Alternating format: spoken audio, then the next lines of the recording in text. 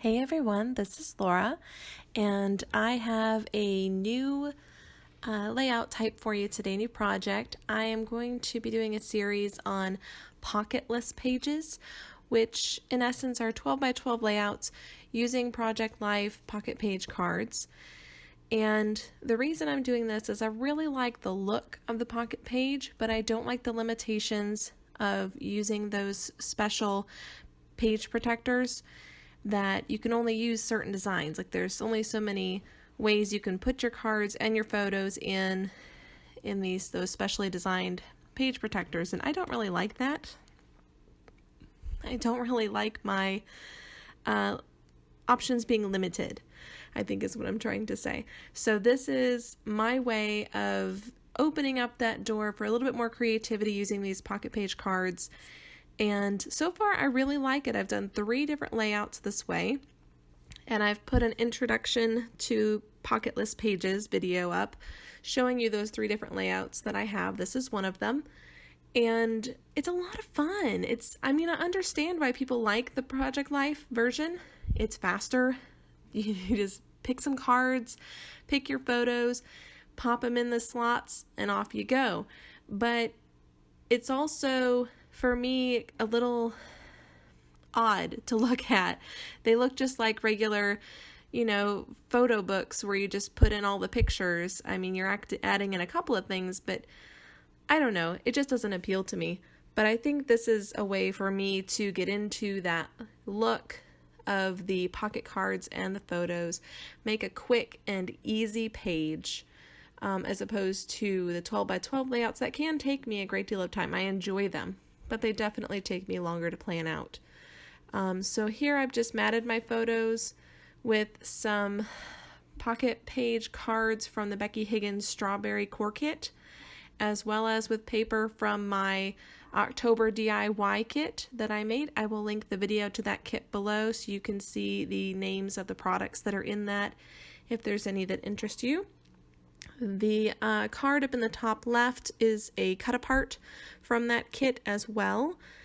And this journaling sticker that I'm matting with some chipboard that came in packaging from the kit is just from my stash, which is one of the reasons I made the DIY kit. Was I wanted to use it my stash. I wanted to get myself started, interested in some new product, and then pull some old product in as well.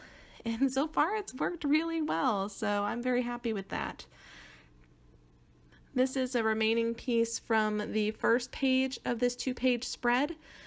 The first page is a traditional 12 by 12 layout, and I do have a process video up for that. It's called Peeking, and I will link that below as well. I'm cutting off the rounded corners there. I'm just not a fan of those. And I have taken some of the rounded cards and modified them so that they are no longer rounded corners because I don't like that look very much. I did use it on one layout, and I may use it on others, but for this one, it didn't work for me.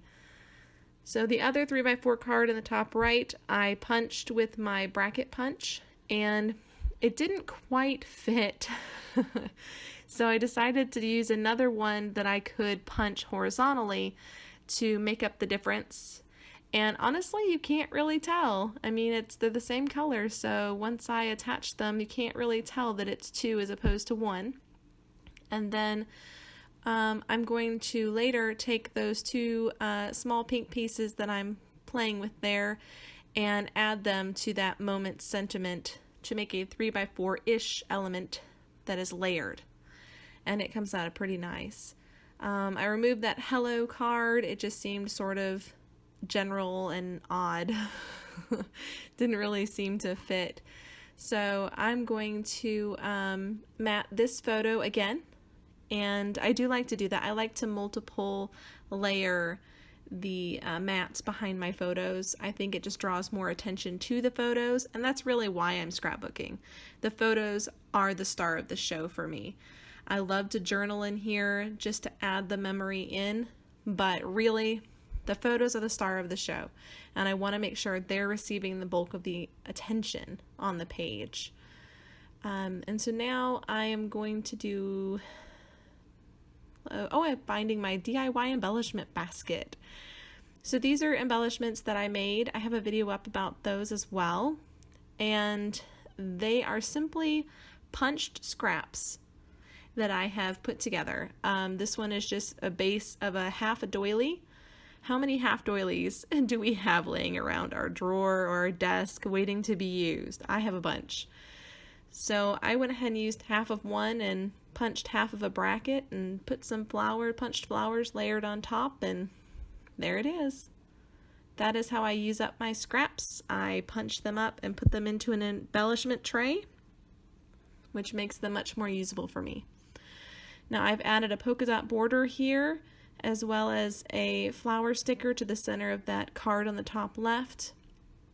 Now this chipboard is just part of the packaging from my DIY kit, and it was about a 6x12 piece that came behind some of the labels, and it was fantastic. It was nice and thin, but it added a lot of texture, and I ended up using pretty much the whole thing on this 2-page spread. And I always love to be able to use packaging as well as the product. I feel like it extends your kit, it extends your supplies, and adds some interest to your layouts. So I definitely recommend doing that. Okay, now I'm going to add a washi tape border with a scalloped edge. It's a little die cut scalloped edge, and it is beautiful. It is a gold foil. It's so shiny.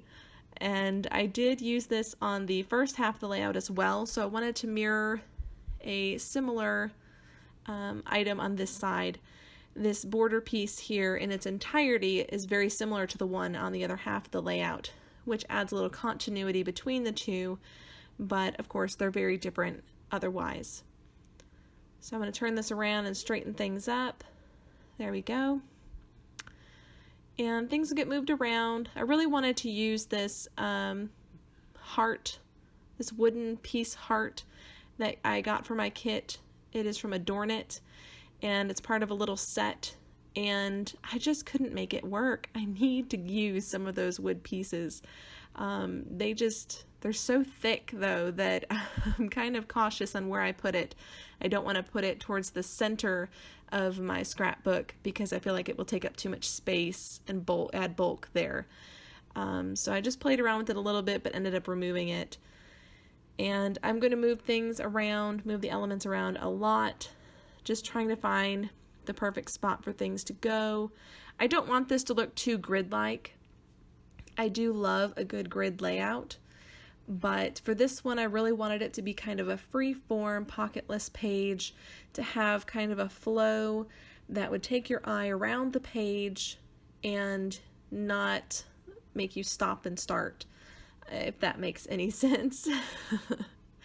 So I'm going to pull off some of these chipboard stickers from Paige Evans' Turn the Page collection. I really love these stickers. These are part of my DIY kit, and they just match the colors in my papers perfectly. And this cute little oval says something about the little things, enjoy the little things. Here's my embellishment tray making a fleeting appearance. These are the punched scraps that I use to make embellishments for my pages. And I'm just pulling out a banner to add here. I just want to add a little extra embellishment that's not going to take up a lot of space.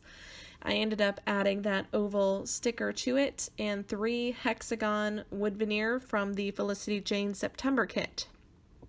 These were left over from that kit, and I just think they're a nice little element to add some interest to the page, you know, just something different. This butterfly that I'm assembling right now is from my embellishment tray as well, and I'm just layering 3 different sizes of butterflies, and the center one is the detailed Martha Stewart punch. The larger one is a small template from Kiwi Lane, and the smallest one is another punch, but I'm sorry I don't remember which brand that one is. So I'm just straightening things out a little bit. I think at this point I decided to add another chipboard sticker. Yeah, there it is, with a row of butterflies, and it just fit perfectly in that spot. So I thought, why not? Let's do it. And I've pulled out my little embellishment container with animal stickers, because this is a spread about a dog. So I thought we should add some sort of element speaking to the subject. So I put a couple of cute 3D paw print stickers, which I believe are from Jolie's Boutique. They're a very old set though, so I'm not sure if it's something that's still available. But I also dug through and found a cute little sticker in there somewhere that says good dog. That's right, good dog. And I use these little these are iris containers, 5x7 iris containers, and I have about 10 of them labeled in my desk of the different themes of things that I scrapbook often. That just makes it easier for me to find them. Now I've got this little tab that I cut out, fussy cut from a whole page of these beautiful little tabs, and that was in my kit. And I added 2 heart brads, and then I was going to add a little word sticker that said looking for, and it just didn't fit. So went ahead and added it to this photo, and then found another word sticker that said curiously looking. And I think these word stickers may be Tim Holtz, but I'm not 100% sure. I don't keep the labels on things most of the time once I start using them. Okay. Oh, and these little puppy hearts I just got from eBay. I believe they're the La Petite brand, and they're pretty cheap. And I just want to add a little bit of green to the layout to bring some of the green over from the other side. And I'll add a couple of those. And I think at this point I grabbed these are my tiny embellishments. These are tiny punched hearts. If you see the punch in the top right corner of the screen, I use that to punch out my favorite papers so that I have tiny little bitty embellishments that I can finish off a page with very easily right at my desk. And these glittery stars that I found in there were left over from some old kit and were just perfect on here. I used them on the left side as well. So I had one big one next to the looking for on the big photo, and a small one up on the moments sentiment on the right. And I love these glittery stars. They're so pretty. So I went ahead and added that on there, and trying to think what I did next. Oh yes, I had to add rhinestones to the butterfly because it needed some bling. I do this to add some dimension to this embellishment because otherwise it's kind of flat, and I really love 3D embellishments. So this is just adding a larger rhinestone for the head, some smaller ones for the body, and it just gives the layers more of a cohesive feel. So it doesn't just look like paper layered on top of each other in the general shape of a butterfly. Just kind of get some dimension to it, kind of holds it all together.